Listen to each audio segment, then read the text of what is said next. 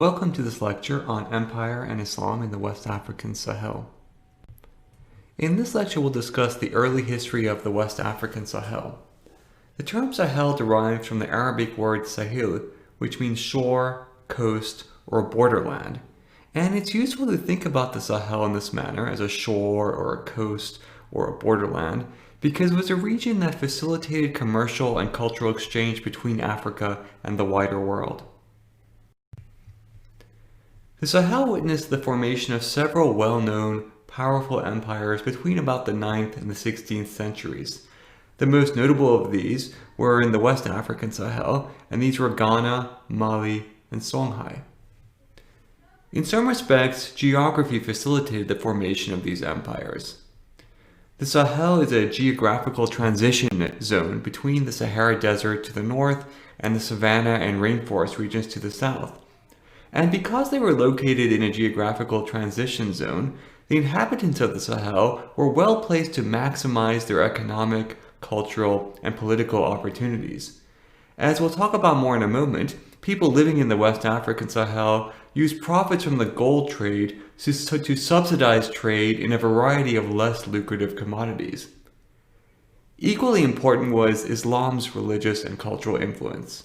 Islam flourished at the royal courts in the Sahel, and Islamic scholars and jurists were held in high esteem in the region. This is a map indicating the countries in contemporary Africa with a predominantly Muslim population, as well as those with a significant Muslim minority. About half of the people living in Africa profess Islam, and almost 25% of the Muslims in the world live in Africa. And as you can see on this map, much of Africa is part of what Muslims call the Dar al-Islam, the abode of peace, or the part of the world in which Islam guides people's lives. Over the centuries, Islam has greatly influenced the history of much of Africa, and in turn, Africans have deeply influenced the development of Islam in Africa and beyond. So let's take a look at the West African Sahel. It may seem odd that the precarious and unforgiving grasslands of the Sahel could be the incubator of vast empires and renowned centers of commerce and learning. And the explanation lies, at least partially, in the uneven distribution of two mineral resources. The West African Sahel was poor in a mineral that every family needed: salt. Salt came mostly from mines in the Sahara Desert, and from there it was transported to the Sahel region in large blocks fastened to the backs of camels. The main wealth of the Sahel, on the other hand, came from its gold. Gold was found mainly in the Bambouk and Bure regions near the southern edge of the Sahelian zones. The problem, historically, had been how to transport the gold across the desert to the markets in Mediterranean North Africa. This is an early depiction of a camel from a site in present-day Algeria that dates back to the early part of the first millennium CE. Beginning in the 1st and 2nd centuries CE, nomads in the southern portions of the Sahara became experts at breeding camels for transportation. And this desert transport remained largely in the hands of a group of nomads called Berbers. The term Berber was a version of the term barbarian, which was used by Greeks and Romans to describe the others, people who lived outside what they considered the orbit of civilization. In the southern Sahara, the principal Berber group involved in desert transport was a group of people known as Tuareg. If that name sounds familiar to you, maybe it's because Tuareg is also the name that VW has co-opted for its high-end SUV. You can see what they're going after here. The Tuareg SUV is so nimble and so sturdy that it can cross the desert. Still, it's a little ridiculous that they feel that they can just take the name referring to a group of people and apply it to an SUV. Gold from the Sahara had long been desired in the Mediterranean world for jewelry and for ornamentation, and for the coins minted in Carthage for the Byzantine Empire. But the value of gold rose in the 8th century when Muslim rulers in North Africa and Southwest Asia needed it for their currencies. And it increased further in the 13th century when Europeans also began to mint coins from West African gold. A camel caravan from North Africa carrying salt to the Sahel and returning with gold could make a handsome profit and could afford to carry a variety of less expensive trade items because of this. And these caravans created lasting, if indirect, links between the people of the West African Sahel and the people of North Africa, Southwest Asia, and Southern Europe. One result of these connections was the spread of Islam in the centuries following the Muslim conquest of North Africa beginning in the second half of the 7th century. Many of the Berber nomads who dominated the trans-Saharan trade came increasingly under the influence of Islam and gradually began to convert. Islam had initially spread slowly among the Berber nomads of the Sahara Desert, according to the seasonal movements of their herds and flocks. But it was the trade routes and the camel caravans that brought Muslim clerics and scholars to settle and form communities in the trading cities of the Sahel. Islam provided Berber pastoralists and traders with a common sense of brotherhood that facilitated their ability to conduct trade from North Africa to the Sahel. In addition to Berber traders, West African merchants operating in the savanna and the forest zones just beneath the Sahel also played a role in the initial spread of Islam into the West African savanna. Traders from North Africa didn't deal directly with the communities in the West African savanna and forest zones. Instead, they had to rely on West African merchants to acquire gold as well as other valuable commodities. And as goods from the Sahara and the Western Sahel moved south, so too did ideas, including religious ones. So in this respect, the routes along which trade goods traveled also served as intellectual highways along which ideas moved. And some of these West African merchants adopted Islam as a result of their contact with the Berbers as well as other Muslim traders from North Africa. So the question is, why would sub-Saharan merchants adopt Islam? Islam offered clear advantages to these merchants. It was the religion of their trading partners to the north, and it also brought the invaluable technique of literacy. So while there were undoubtedly different factors involved in the spread of Islam from area to area, one recurring factor is the importance of trade. Trade acted as a stimulus for the spread of Islam throughout West Africa as well as in other parts of the continent. And Islam in turn stimulated trade. It's been estimated that as much as 2/3 of the gold circulating in Europe and North Africa in the 14th century came from trade with the Western Sudan, and Islam played a critical role in mobilizing this trade.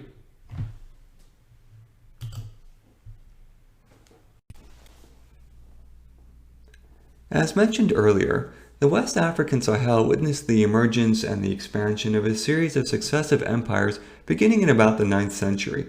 We'll focus today on Mali, which began in the southern grasslands near the Bouré goldfields, which you can see on your map here indicated by the black arrow. The person credited with founding ancient Mali was the hunter-warrior Sundiata. And the Epic of Sundiata is one of the most famous oral traditions from Africa. It revolves around the battle for power between Sumaro, the king of Soso, and Sundiata, a chief of the Malinke people. The oral epic of their contest for power was handed down by generations of griots, oral historians, before being transcribed and translated for readers everywhere. And there are a couple of points to keep in mind when examining oral traditions such as the Epic of Sundiata. The first is that oral traditions often employed vivid imagery and stories of seemingly magical events to make their point.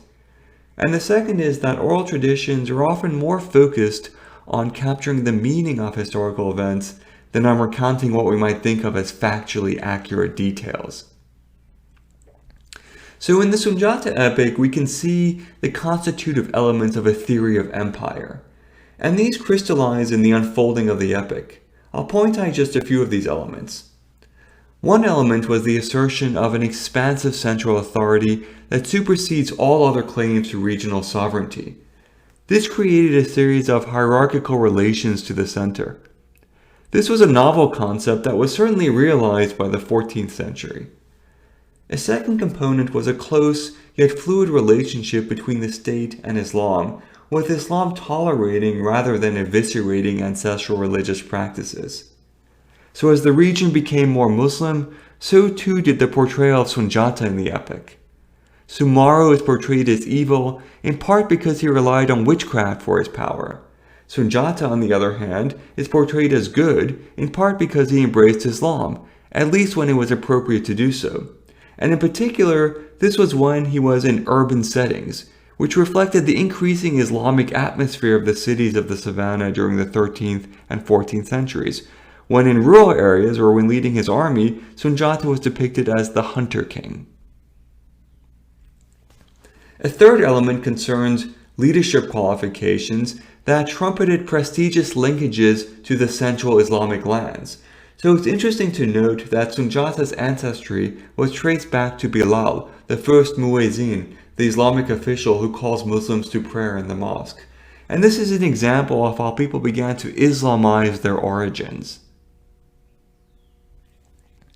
In defeating Sumarro, Sunjata helped build one of the world's great empires.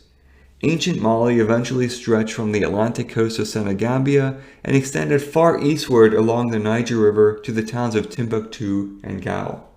The capital was at Niamey near the goldfields of Buri, and beyond the core of the kingdom were partially autonomous provinces that paid tribute. Beyond these were partially autonomous independent vassal states. Mali employed a system of indirect rule that largely left local authorities in place as long as they recognized the authority of the kings of Mali. It had a very inclusive political ideology, and this made it easy to incorporate a variety of peoples and ideas as the kingdom expanded into an empire. Interestingly, the prizes sought by Mali were not the numerous small kingdoms and chiefdoms in the grasslands, but instead the trading towns in the Sahel. The commercial center of Walata was the northernmost province of Mali. It was headed by an appointed governor, and when caravans arrived from the north, the traders first called on the governor and then paid a visit to the overseer of the market, who also served as the king of Mali's commercial agent.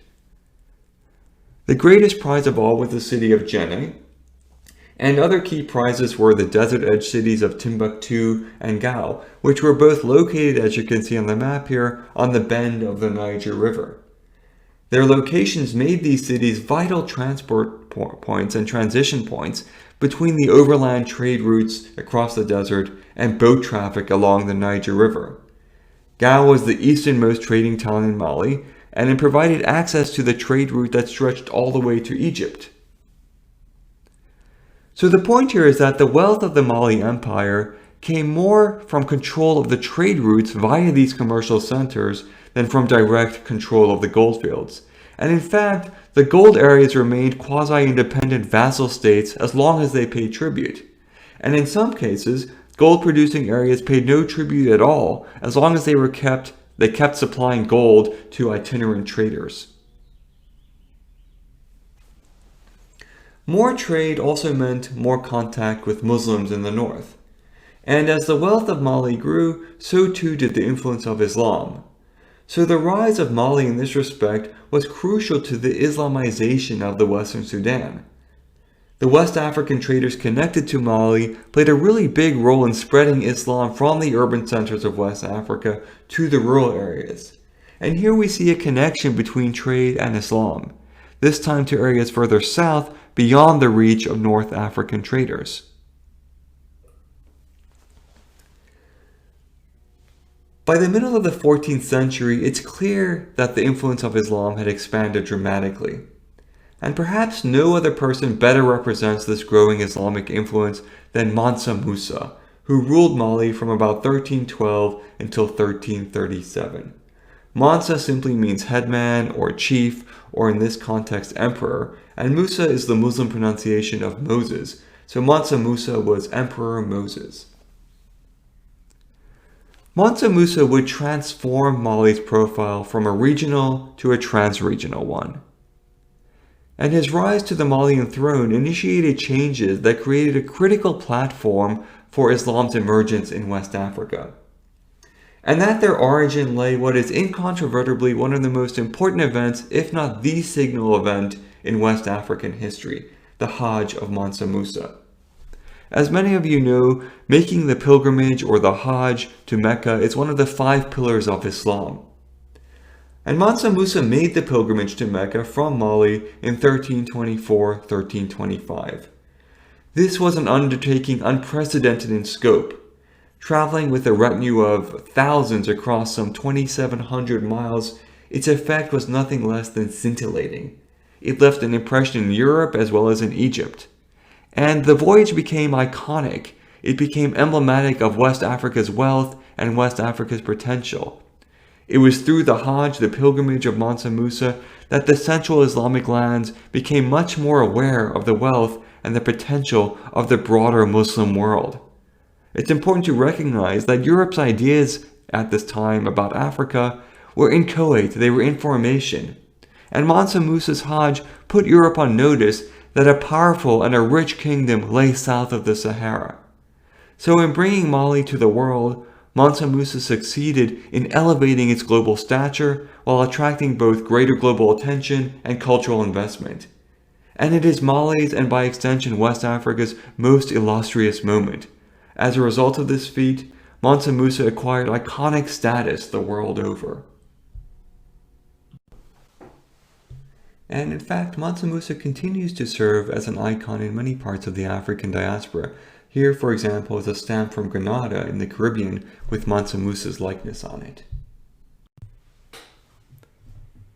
Due to the number and quantity of goods involved in the journey, much of the 12-year span between Mansa Musa's enthronement and his arrival in Cairo, Egypt in 1324 would have been spent in preparation. By one account, he was accompanied by 60,000 soldiers and 500 slaves. While the numbers in his retinue were clearly impressive, eyewitnesses were more astounded by the amount of gold that they carried. One account holds that he set out with 100 camel loads of gold. These observations indicate that the Mansa's visit required years to plan and prepare. Hundreds of camels and pack animals would have been requisitioned. And to gather so much gold while procuring pack animals and people and providing for their care would have required considerable investment of time and effort. This discussion of Mansa Musa's preparation for the pilgrimage does not address why he went in the first place or why he proceeded in such an extravagant fashion. From the evidence, there are at least 2 considerations. The first concerns his interest in expanding the spatial parameters of Mali's territorial claims to access and control a larger share of commercial markets. A second objective was the elevation and recognition of Mali as a trans-regional, if not global power. Mansa Musa would clearly achieve the first goals, but only partially reach the second. And what I mean by this is that Mali would certainly emerge as a trans-regional force, but its more global aspirations were ultimately denied. The story of Mansa Musa's spending and generosity while en route to Mecca is legendary. He was received with great respect as a fellow Muslim by the Sultan of Egypt. And it was reliably reported in Cairo in 1336 that Mansa Musa gave out such lavish gifts of gold in Egypt that its value was depressed for the next 12 years. All who met him were impressed by his wealth, by his generosity, by his intellect. An Egyptian official described Mansa Musa as, I'm quoting here, a pious man who strictly observed the prayer, the recitation of the Quran, and the mention of Allah's name. Importantly, Mansa Musa's time in Alexandria also brought him to the attention of Venetian merchants, of merchants from Venice, Italy. And these merchants returned to Europe to spread tales of the great wealth of this Muslim African king. And the stories that they reported fueled a growing European interest in the wealth of sub-Saharan Africa. Although he suffered some setbacks along the way, Mansa Musa's pilgrimage nonetheless achieved some of his objectives. The ruler of Egypt honored him as a preeminent ruler of trans-regional dimensions, and Musa certainly made an impression on Egypt's commercial markets that would last for centuries, by which knowledge of Mali and West Africa became widespread. Perhaps most importantly, he now possessed the baraka, the blessing of the Hajj, and this gave him political as well as spiritual currency. He would soon spend this currency in ways that established the template for not only a Muslim polity, but also for Islam's practice throughout much of West Africa. Stated differently, the Hajj of Mansa Musa was the formative period of political as well as cultural transformation in West Africa. It was a veritable watershed moment. On his return home, Mansa Musa absorbed new areas into the Malian Empire. This was done not using military might alone, but also using the newfound spiritual authority that he wielded. Mansa Musa would embrace Islam emphatically, breaking with predecessors by building mosques in key cities. And this laid the foundation for Mali's reputation as a Muslim land. Islam would soon become a principal cultural signifier.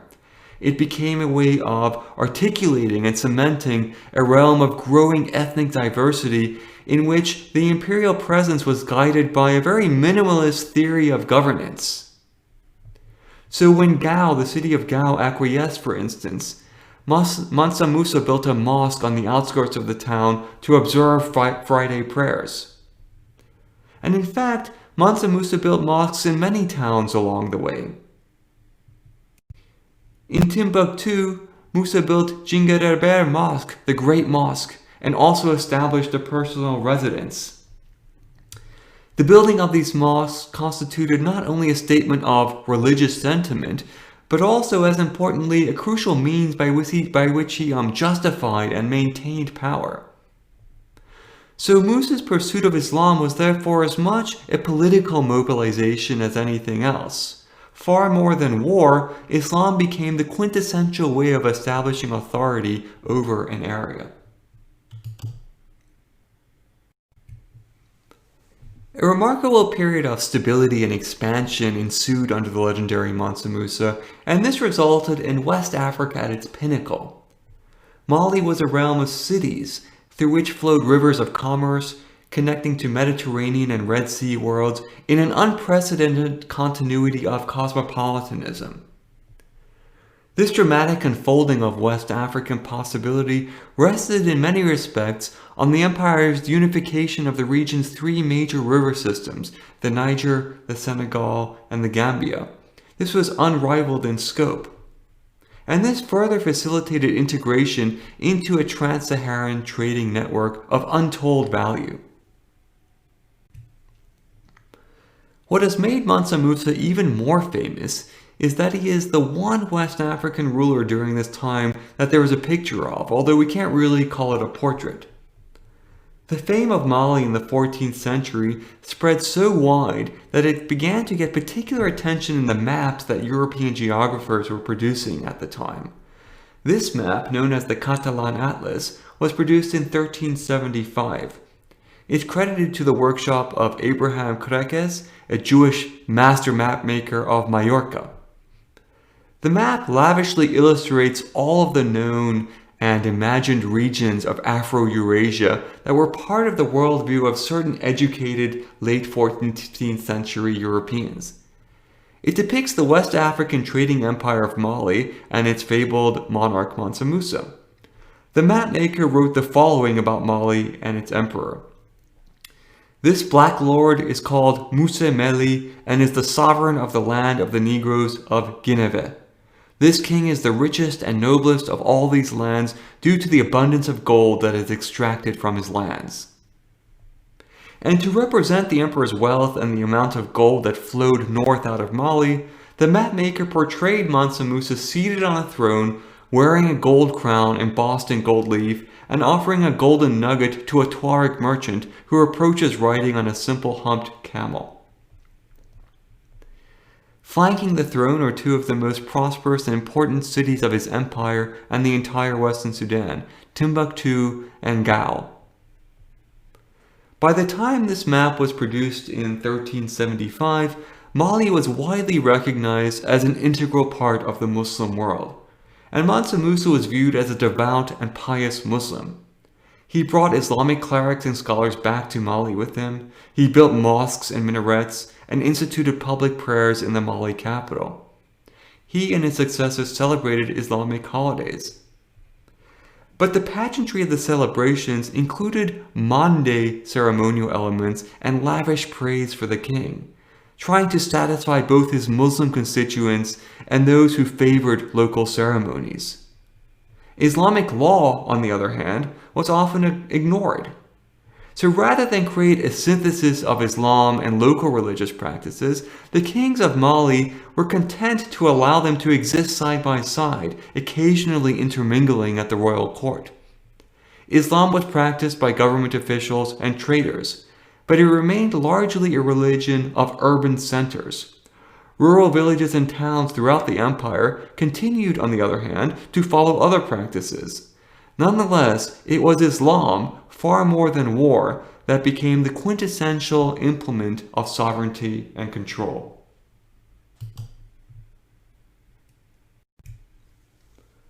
One of the urban centers that flourished as a center of Islamic practice and learning was Timbuktu, which you can see on your map here indicated by the orange arrow. The Great Mosque of Timbuktu had been built in the 14th century by Mansa Musa under the supervision of the Spanish Muslim scholar and poet al-Sahili, who accompanied him on his return from pilgrimage to Mecca. The growth of Timbuktu as a center for Islamic learning and scholarship would continue in the 16th century under the direction of the rulers of the Songhai Empire. There were over 150 Islamic schools in Timbuktu alone at this time. This was also the golden age of Timbuktu. Scholars from all over the Islamic world came to the University of Sankore, housed at the famous Sankore Mosque, which was built in the declining years of the Mali Empire. Courses as varied as theology, Islamic law, rhetoric, and literature were taught. The University of Sankore was one of the first universities in Africa, and it became so famous that scholars came to it from all over the Muslim world. At this period in African history, the University of Sankore was the educational capital of the Western Sudan. At one point, the university had an attendance of 25,000 students, and this was in a town with a population of 100,000 people. The public and private libraries of Timbuktu contained handwritten books on a wide range of subjects, including calculus, geometry, geography, philosophy, botany, medicine, and astronomy. One prominent scholar had a personal library of 1,600 volumes, and today there are about 700,000 manuscripts in Timbuktu and the surrounding area. I want to just talk briefly now about the decline of Mali. Despite its wealth and power, Mali was not immune to suffering disorder within its empire. Beginning in the 15th century, the empire suffered from a series of weak rulers and internal conflict. And with this decline in the power of the center, the outer provinces seized the opportunity to assert their independence. Mali didn't suffer a single catastrophic defeat or sudden political collapse. Instead, the state slowly withered and it lost control over resources and trade. By the end of the 15th century, it lost control over Timbuktu, Djenné, and other centers of the Sahel. And in losing these centers, these commercial centers, it was cut off from direct contact with the trans-Saharan trade routes and the wider Muslim world, so that by the 1600s, there was little left of this once massive empire.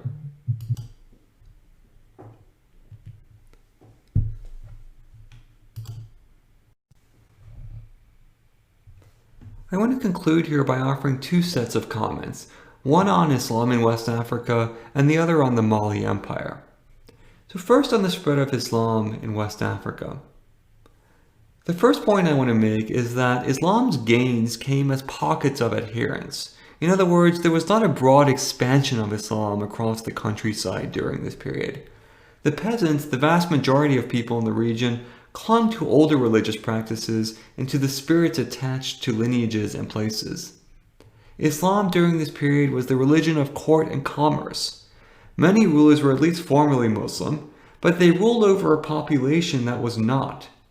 And few of them tried to convert the general public or even to enforce Muslim law throughout their territory.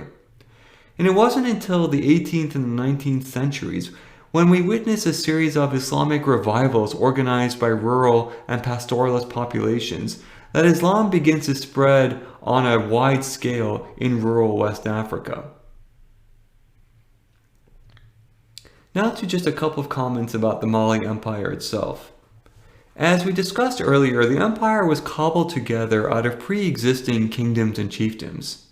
It didn't seek to impose a uniform political culture on its distinct populations or to institute a centrally administered bureaucracy. Instead, it used a strategy of indirect rule that left most of the local chiefs and smaller kings in place.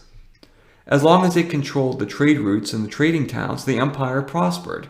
But as soon as it lost that control, it went into decline. And in fact, the same pattern was true for Ghana before it and for Songhai after it. The last point I want to make is about how Mali differed in significant ways from the modern states that populate the world today. Border control over borders, is a hallmark of the modern state. But the boundaries of medieval empires like Mali were only vaguely defined, and they expanded and contracted with the waxing and waning of power at the center. The kings sought to control their vassals through webs of personal relationships and through economic ties, rather than through legal or constitutional frameworks. And relationships with their vassals, allies, and enemies defined the empires more accurately than did notions of territorial integrity. So in the sparsely populated Sahel, control over trading towns and agriculturally rich floodplains was far more important than dominion over vast expanses of semi-arid land.